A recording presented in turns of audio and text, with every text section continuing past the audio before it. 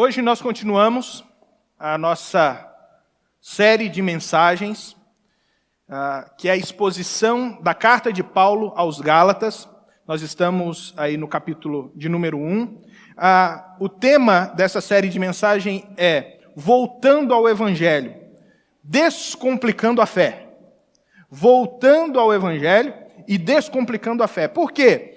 Porque tem muita coisa complicada hoje na fé, e nós não podemos negar isso. É tanta coisa que tem sido dita em nome de Deus, que são tão antagônicas, são tão diferentes, parecem ser propostas tão distintas, que nós não conseguimos mais entender, às vezes, quem é que está falando a verdade. Quem é que realmente está ensinando genuinamente as Escrituras? É por isso que nós estamos estudando a carta aos Gálatas. Por quê? Porque a igreja, ou as igrejas daquele território da Galácia, estavam passando justamente por esse problema. Estavam tendo justamente essa dificuldade de interpretar, de saber qual é o evangelho genuíno. Qual é o evangelho no seu cerne, na sua essência? E estavam seguindo alguns ensinamentos que eram discrepantes, que eram antagônicos àquilo que os próprios apóstolos ensinavam. Nós precisamos entender que a fé, ela, para ser genuinamente cristã e evangélica, ela deve estar fundamentada nos ensinos apostólicos. Nós somos uma igreja apostólica porque nós estamos fundamentados, sedimentados no ensino que os próprios apóstolos nos passaram. Nós não construímos a nossa fé, nós não construímos aquilo que nós queremos acreditar. Você não pode criar um Deus a partir das suas próprias experiências, a partir da sua própria percepção, a partir da sua própria vontade. Não, nós seguimos um Deus que é apresentado a partir dos apóstolos. A partir daquilo que o próprio Jesus ensinou aos apóstolos, e então os apóstolos ensinaram à igreja. É por isso nós somos essa igreja dita apostólica, porque cremos naquilo que os apóstolos nos ensinaram.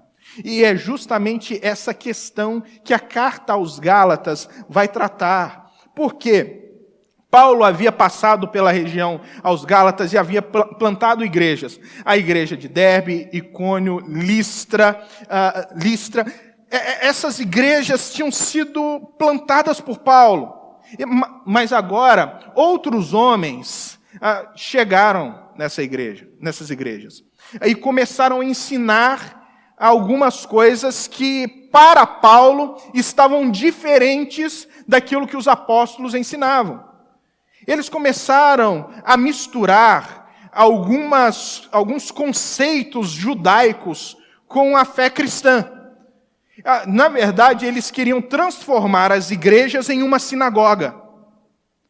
E aí, quando Paulo percebe que isso está acontecendo, que as pessoas estão realmente dando ouvidos a esses ensinamentos, Paulo, como plantador da igreja, como pastor, como missionário, é cheio de uma ira santa. E é justamente com essa indignação santa que ele vai escrever essa carta aos Gálatas. É por isso que essa carta, quando nós a estudamos profundamente, ela pode até mesmo ofender algumas pessoas. Ofender no sentido de mexer com a nossa fé, de mexer com a essência daquilo que nós cremos. Porque Paulo, ele tem a intenção de purificar a fé dos cristãos, de fazer com que tudo aquilo que não pertence ao evangelho genuíno seja peneirado, e então seja tirado de dentro do ensino da igreja.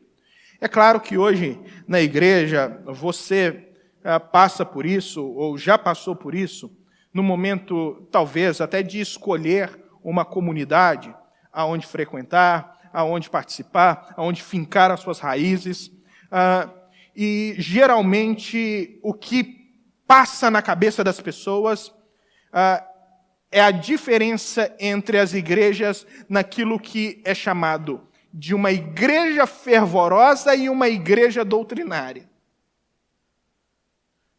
Parece que esses dois tipos de espiritualidades são antagônicos e não podem ser encontrados em uma mesma comunidade. Às vezes, uma pessoa ela procura uma igreja e aquela igreja ela é mais fervorosa. Aí, ao participar do culto, ela sai dali falando: mas foi muito barulho, é muita informação, eu não me senti muito bem. Mas tem pessoas que participam de igrejas mais doutrinárias, e aí essa igreja é visitada. E aí, quando essa igreja é visitada, a pessoa pode sair dali dizendo: mas tudo bem, eu entendi tudo o que foi dito, foi até legal a palavra, mas essa igreja me parece muito fria.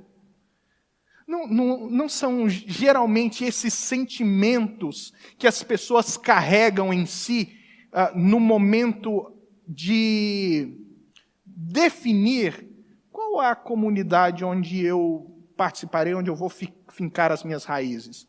Parece ser esse o sentimento das pessoas. No entanto, eu gostaria de perguntá-los: qual é o mais importante?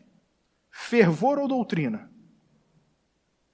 O que o cristão precisa buscar? Fervor ou doutrina?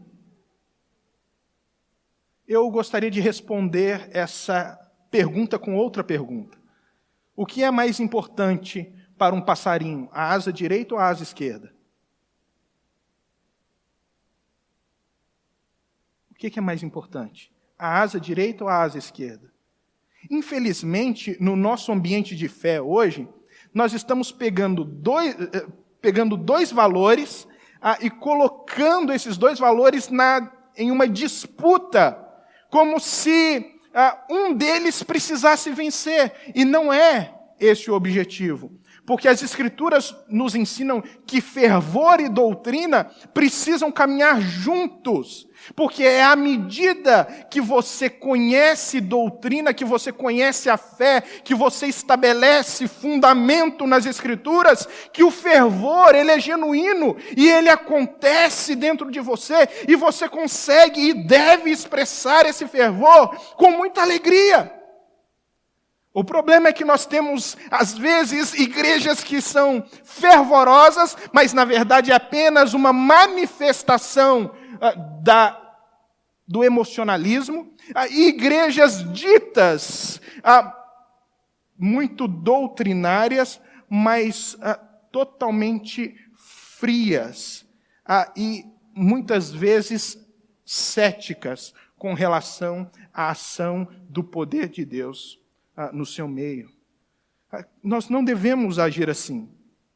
E é justamente essa a intenção de Paulo na carta aos Gálatas. Tratar de forma apropriada esse equilíbrio do Evangelho. Porque as pessoas têm a tendência de seguir os extremos. E aqui, os irmãos das igrejas da Galácia estavam seguindo extremos. E agora ele vem tratando isso e vem tratando com as pessoas que estavam ensinando, causando essas divisões. Então abra sua Bíblia comigo e leia aí o capítulo de número 1. Eu vou ler do versículo 6 ao 9.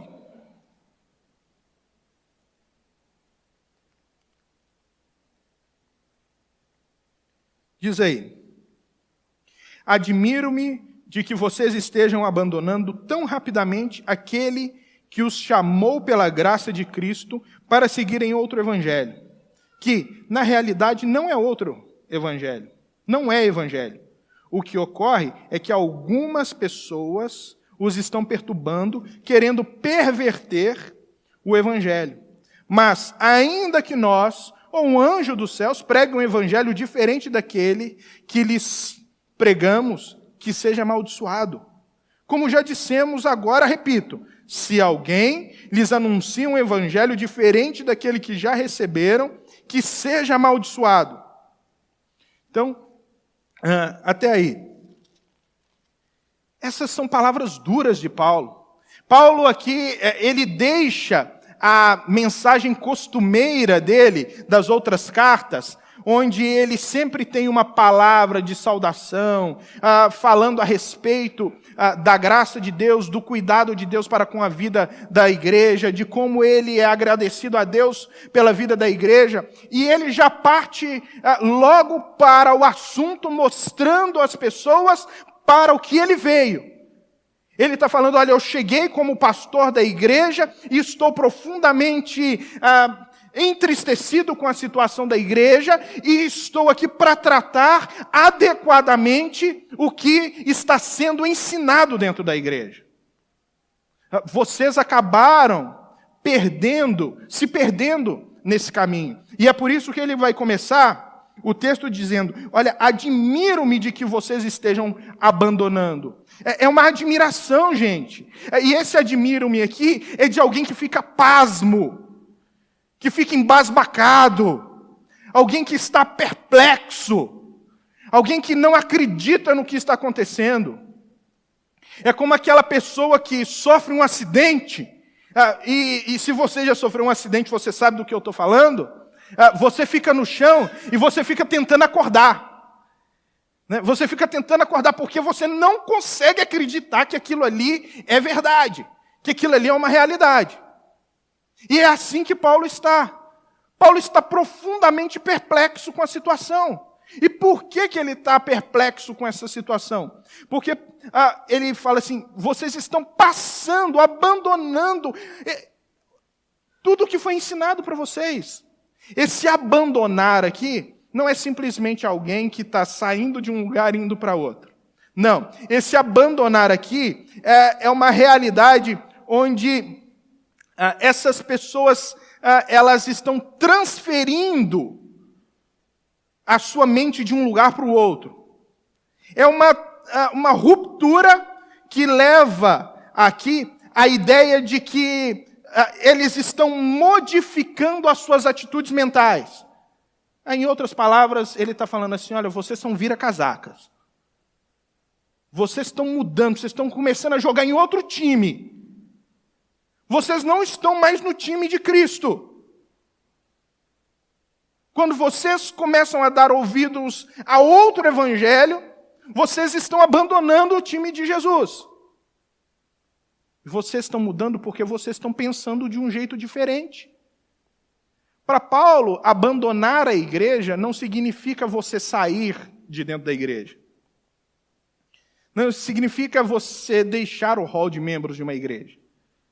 Significa só o seu pensamento, as suas ideias, a sua cosmovisão, a maneira como você enxerga o mundo, significa só que isso não está alinhado com o Evangelho.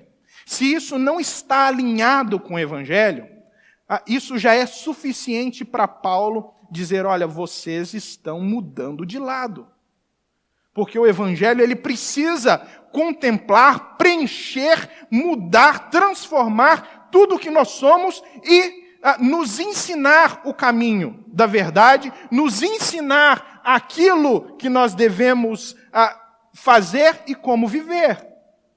Nós precisamos entender que Evangelho é mais do que religião, gente. Evangelho é mais do que mera frequência em igreja. Isso faz parte apenas. Evangelho é muito mais do que uma religião. O Evangelho é uma maneira de se entender a vida a partir da ótica de Deus, a partir da pessoa de Jesus. E é justamente por causa disso que Paulo fica admirado. Ele está falando, vocês foram solidificados, fundamentados na verdade, e agora estão passando para mentira. Porque a disputa entre um evangelho e um evangelho que não é evangelho, não é sobre ganhar mais pessoas. Não é sobre encher igrejas. Não tem nada a ver isso. É sobre verdade e mentira. Um comentarista vai dizer que esses homens aqui, eles não pregavam ou deixaram de pregar Jesus. Não. Eles não deixaram de pregar Jesus. Olha só que interessante. Eles pregavam o nascimento virginal de Jesus. Eles pregaram a vida de santidade de Jesus. Eles pregavam a morte de Jesus para perdão dos nossos pecados, para reconciliação com Deus. Eles pregavam a ressurreição de Cristo. Eles pregavam a consumação de todas as coisas e o retorno do próprio Senhor. Você pode falar assim, eles pregavam tudo isso. Sim. Mas ele vai dizer que a pregação desses homens era como uma bebida muito gostosa, muito saborosa e refrescante, mas com uma gota de veneno. Porque eles ensinavam tudo isso, mas no final eles diziam assim, mas vocês precisam seguir a lei de Moisés. Tudo isso é verdade, Paulo ensinou tudo isso, e isso é verdade, mas o que Paulo não ensinou a vocês é que vocês precisam seguir a lei de Moisés, e é só por meio da obra de vocês que vocês vão ser salvos. É por meio das boas obras que vocês vão alcançar a salvação. É por meio dos rituais religiosos judaicos. É por meio da maneira como o judaísmo entende a vida e entende a relação com Deus, mas o judaísmo entende a relação com Deus como Deus sendo um Deus irado, que deve ter a sua ira aplacada por meio de sacrifícios de sangue. E esse Deus estabelece uma relação de servidão por meio do trabalho. Essa era a concepção dos judeus. E era isso que estava sendo ensinado na igreja. E qual é a diferença básica nisso? Deixa eu exemplificar para você. É assim, vamos pensar na diferença entre a pregação dos judeus que estavam chegando nessas igrejas e a pregação de Paulo da seguinte maneira. Vamos colocar que os dois estavam ensinando a dinâmica em um tribunal. Os judeus ensinavam o seguinte, que todos nós estamos nesse tribunal de Deus. E o Deus que está nesse tribunal é um Deus irado contra a humanidade. É um Deus que está profundamente irado com cada um, e ele tem do lado dele ali um contador, ou um placar. Um placar como se fosse um placar que dá notas ao ser humano, e um scoring. E à medida que você faz boas obras, você ganha um ponto nesse placar. Você se circuncidou, mais um ponto. Você segue os rituais judaicos, mais um ponto para você. Você dá esmolas, mais um ponto. Você faz orações bonitas de pé em público, mais um ponto. E quem eram esses que acreditavam nesse tipo de pontuação que Jesus critica? Os fariseus. Os fariseus na sociedade, eles eram aqueles homens que, dentro daquela realidade social, eram os melhores, os mais santos. Eles estavam sempre acreditando que o placar deles, o scoring, era alto, que eles estavam com um alto placar diante de Deus, porque eles eram homens de alta religiosidade. Porém, é Jesus que vai olhar para eles e dizer assim, vocês são como sepulcros caiados. Vocês estão muito bonitos por fora. O processo de religiosidade de vocês é muito bonito. Mas deixa eu falar para vocês. A religião, fé, não tem nada a ver com mera atitude externa. tem a ver com transformação interna. Então ele está falando, vocês estão muito bonitos por fora, tudo pintadinho, mas por dentro vocês estão cheios de morte. E se vocês estão achando que o scoring de vocês está alto, que a pontuação nesse placar está alto, está zero. Está zero. Por quê? Nenhum homem pode ter nenhum tipo de ponto com Deus. Não pode. E eles estavam ensinando isso nas igrejas. Vocês precisam fazer boas obras para aumentar o crédito de vocês com Deus. E então, quem sabe, talvez haja a possibilidade de, através dos atos de bondade de vocês, dos atos de religiosidade de vocês alcançarem a salvação. Quando Paulo ele escuta isso, ele fala, o quê? Sério que vocês estão dando ouvidos para isso? Sério que vocês estão esquecendo de tudo aquilo que eu ensinei para vocês? Do evangelho genuíno? Daquilo que os apóstolos ensinam? De como é a realidade da fé? Sério que vocês estão passando disso? Porque para Paulo esse tribunal funciona de uma outra forma, totalmente diferente. A concepção de Paulo no evangelho é de um Deus que não é um Deus irado. Ele é um Deus justo e amoroso. É por isso que em toda a carta aos Gálatas ele vai apresentar Deus como Pai. Esse Deus ele é justo e amoroso. Não quer dizer que ele não condena quem deve ser condenado, mas quer dizer que o olhar dele é sempre de amor, complacência. É um Deus que ele sabe que nenhum de nós temos condições de termos nenhum ponto diante dele. Por quê? Porque, segundo o Evangelho, esse Deus de amor, santo e justo, ele criou o homem e esse homem se afastou dele. Esse homem rompeu com ele. Ele rompeu. E ao romper com Deus, ele caiu. E essa queda fez com que esse homem se tornasse pecador. Pecador de tal forma que esse homem não podia mais fazer nada para promover sua salvação. E aqui está justamente a questão de como voltar a se relacionar com esse Deus. Na cabeça daqueles judaizantes, você volta a se relacionar com esse Deus quando você pratica obras boas. Na cabeça de Paulo isso não funciona. Você não tem como fazer nada. Porque ele olha para Isaías e enxerga o que Isaías está dizendo. Porque Isaías vai falar assim, olha, as suas obras boas, as suas melhores obras, são como panos, trapos de imundícia.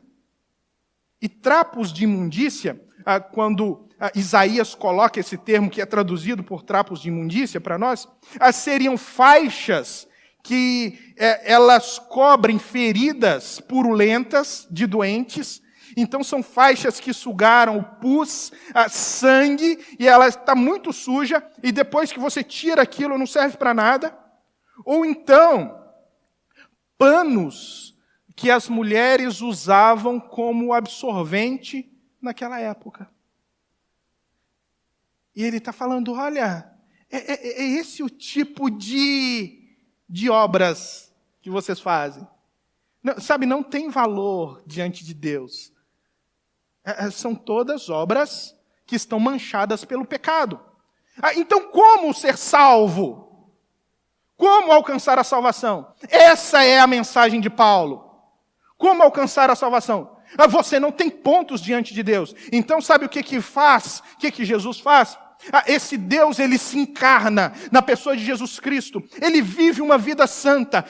Ele caminha entre homens. Ele prega o evangelho do reino. Ele toma aquela cruz em nosso lugar. Ele nos substitui substitui naquela cruz para pagar uma dívida que era minha e sua. E ao morrer naquela cruz, ele abre pela graça, e somente pela graça dele, a possibilidade de sermos salvos. Isso significa que graça é um favor que nós não merecemos, que naquele placar, se for contar nossas obras, ela vai continuar sempre zero, porque nós não temos como ter pontos no placar do tribunal de Deus. Mas aí, quando Jesus morre, e nós olhamos para Jesus morto naquela cruz, e nós entendemos a graça, o amor desse Deus bondoso, o que nós fazemos? Nós nos apropriamos por fé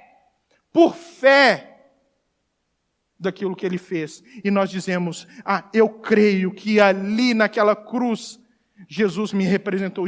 Eu estava com Jesus naquela cruz, e então eu recebo os méritos de Jesus, das obras de Jesus sobre mim. E aí, quando eu faço isso pela fé, aquele scoring que estava ali, que estava zerado, ele vai à pontuação máxima. Ele vai à pontuação máxima e Deus olha e fala assim, beleza, vocês estão salvos, mas não pelas suas obras, pelas obras do meu Filho. E é essa mensagem que Paulo está falando, realmente vocês estão passando de uma mensagem que aplaca a ira de Deus, a mensagem que reconcilia você com Deus Santo, a única mensagem que tem condições de promover amizade e paz entre o homem e Deus, porque antes da cruz de Cristo, da graça de Deus, cada um estava posto em um campo de batalha diferente. Nós éramos inimigos de Deus, Paulo vai dizer em Colossenses. Éramos inimigos dele, mas agora, pela graça e pela morte de Cristo, ele celebrou essa reconciliação. Nós temos novamente essa amizade com ele, com o próprio Deus, por meio do Evangelho. E aí você vai dizer para mim, tá, mas nisso aí, o que eu faço? A resposta de Paulo para você seria, nada. Nada. Não, mas para eu ser salvo eu tenho que fazer alguma coisa. Nada. É por isso que é graça. Eu entendi. Mas depois que eu entendi a salvação e que eu entendi que Deus em Cristo me salvou, qual deve ser a minha atitude? Há muitas. Depois que eu entendi a salvação que Ele me deu, por gratidão, por zelo, por fervor e por entender o sacrifício dele na cruz, eu vivo e busco viver o tempo inteiro uma vida de santificação. Por quê? Porque é isso que eu recebo logo que a salvação começa a fazer parte da minha vida. Eu recebo o enchimento do Espírito. E todas as vezes que eu recebo o enchimento do Espírito, esse Espírito me conduz a uma vida de santidade. Esse Espírito me conduz a uma vida transformada. Esse Espírito de Deus me conduz a uma vida que vai fazer com que o meu caráter se assemelhe ao caráter de Jesus. E é por isso que Paulo, então, fica abismado. Deus tem feito coisas tão grandiosas. E aí lá no capítulo 3 ele vai dizer assim, quando o Evangelho foi pregado no meio de vocês, a doutrina foi pregada completamente. A fé foi exposta completamente para vocês. E à medida que a doutrina era pregada completamente, deixa eu falar para vocês, vocês receberam o poder do Espírito Santo. Para Paulo, deixa eu falar, doutrina e fervor não andam separados. Mas um é consequência do outro. Quanto mais fervor você tem, mais você vai buscar o conhecimento das Escrituras. E quanto mais você buscar o conhecimento das Escrituras, mais fervor no Espírito você vai ter. Para Paulo isso anda junto, e é por isso que ele vai continuar. Olha, vocês abandonaram tão rapidamente. Foi tão rápido, esses homens chegaram, foi tão rápido. Um pastor, às vezes, leva 10 anos para trabalhar, para ensinar uma comunidade, para solidificar a fé das pessoas.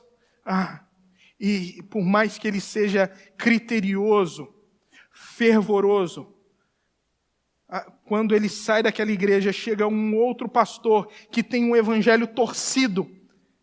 É tão rápido para que tudo aquilo que foi construído em tempos tão difíceis e um tempo tão grande, que tudo isso seja destruído. Essa destruição é tão rápida. A desconstrução é sempre mais rápida do que a construção de alguma coisa. Então ele está falando, olha, vocês estão passando tão rapidamente daquele que os chamou na graça de Cristo. Ele está falando, vocês estão passando tão rapidamente daquele que os chamou. Sabe, ele está falando, deixa eu explicar para vocês. Vocês não estão rompendo com uma igreja. Quando vocês abandonam o evangelho genuíno, vocês não estão rompendo com uma igreja. E nem é com uma religião. Vocês estão rompendo com o próprio Deus. É aquele que os chamou. É com esses que vocês estão... É desse que vocês estão se separando. É com esses que vocês estão causando essa ruptura. Não façam isso, porque Ele chamou vocês graciosamente em Cristo. Vocês não mereciam. Não existia nada em nós que pudesse fazer com que Deus olhasse para nós e falasse assim, eu vou salvar esse camarada, essa moça, porque eles são gente boa, hein? Não havia nada disso. Ele olhou para si mesmo, para o seu coração, e nos chama graciosamente em Jesus. Aí ele vai dizer, pela graça, para seguirem outro evangelho. Aí, talvez o seu texto está falando assim, que não é outro, ou como o meu texto que está falando assim, que na realidade não é evangelho. E aqui nós precisamos entender esse trocadilho, porque quando nós falamos outro aqui no Brasil, você fala outro é outro.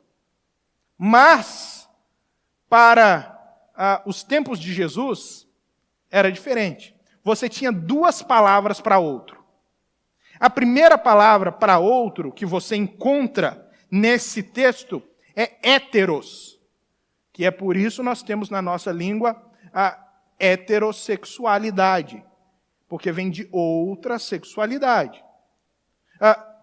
Esse hétero é um outro que é diferente na sua essência, é totalmente diferente.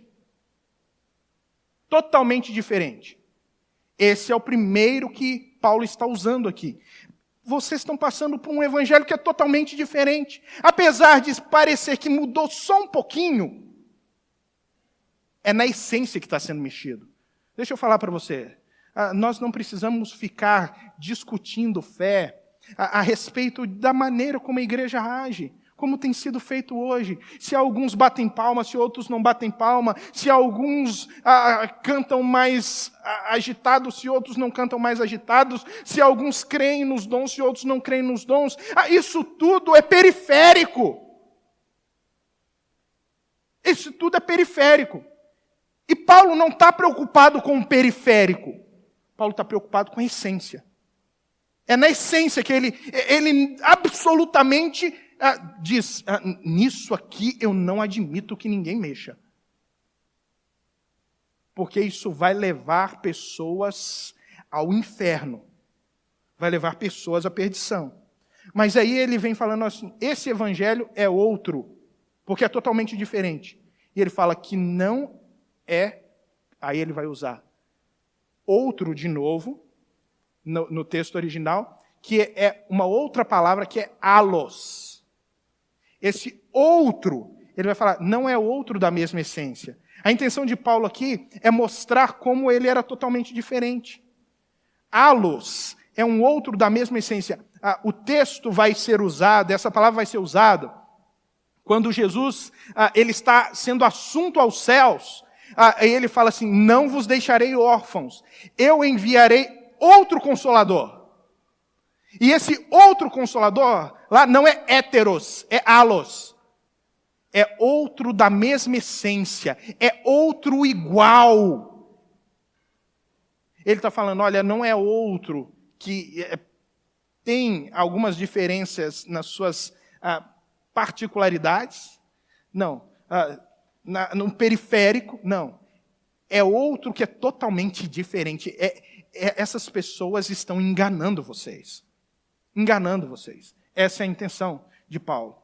E é por isso que no versículo 7, ele vai dizer que na realidade não é outro evangelho. O que ocorre é que algumas pessoas estão perturbando, querendo perverter o evangelho de Cristo. A intenção desses homens era escusa. A intenção desses homens aqui era levantar recursos para si mesmos. Eles nunca tiveram a intenção ou a intencionalidade de levar um evangelho para a salvação das pessoas. Era simplesmente uma intenção de tirar alguma coisa das pessoas. De se aproveitar das pessoas. Oportunistas da fé eram muito comuns naquele tempo. Não é tão diferente de hoje. Oportunistas da fé eram tão comuns que muitas cartas paulinas e outras cartas dos apóstolos no Novo Testamento vão justamente tratar sobre isso. Pedro vai falar seriamente sobre essa situação daqueles oportunistas, no capítulo 2 da sua primeira carta, que estavam entrando dentro das casas das viúvas e roubando delas. Esses homens não tinham interesse com a fé, com a solidez da fé das pessoas, nem em aproximar essas pessoas de Cristo. Mas era simplesmente de aprisionar essas pessoas, por meio de uma consciência aprisionada pela culpa. Porque todas as vezes que você tenta chegar a Deus pelo esforço próprio, pelas suas boas obras, você vai descobrir que você é incapaz. Todas as vezes que você olha no espelho e você olha para si mesmo, você vai descobrir, eu sou incapaz de me relacionar com Deus Santo, porque em mim há muita fragilidade, em mim há muitas coisas que ainda precisam ser mudadas, e eu não tenho poder para mudar isso, porque a realidade do pecado me corrompe. Mas aí Paulo vem com a boa notícia, porque esse é o Evangelho, a boa notícia. Olha, Deus vai fazer isso por vocês. Deus pagou a dívida do passado de vocês, e Ele vai encher vocês do Espírito dEle, para que vocês vivam uma vida diferente. Não abandonem essa fé. Paulo está falando, não abandonem esse ensinamento. Porque ele vai dizer, ainda que nós, ou um anjo dos céus, pregue um evangelho diferente daquele que nós lhes pregamos, seja amaldiçoado. Como já dissemos, agora repito, se alguém lhes anuncia um evangelho diferente daquele que já receberam, seja amaldiçoado. A intenção de Paulo aqui é dizer assim, olha, se por um acaso, isso aqui é uma hipérbole, tá? É algo que ele está inventando que não é possível, porque isso aqui não é uma realidade na cabeça de Paulo. Então ele está falando assim, olha, se eu me desviar da fé e começar a ensinar vocês coisas que são diferentes daquela que eu já ensinei, não deem ouvidos para o que eu estou falando, porque eu fiquei doido. Não deem ouvidos, mas que eu seja amaldiçoado. E deixa eu falar, se um anjo ainda se rebelar no céu contra Deus, e resolver pregar um evangelho diferente, por mais belo, bonito que ele seja, não deem ouvidos, seja ele amaldiçoado. Irmãos, por mais bela que seja a retórica de um homem, por mais belo e luxuoso que seja o palco aonde ele anuncie os seus postulados, os seus ensinamentos, por mais eloquente que ele seja, por mais bonito que ele seja, se é outro evangelho, não deem ouvidos. Por quê? O que está sendo dito aqui é que essa pessoa está amaldiçoada. Essa maldição aqui significa apartado de Cristo. Ele está separado de Cristo. E a intenção de Paulo é falar que, olha, eu ensinei uma vez e repito 2 vezes para isso fixar na mente de vocês.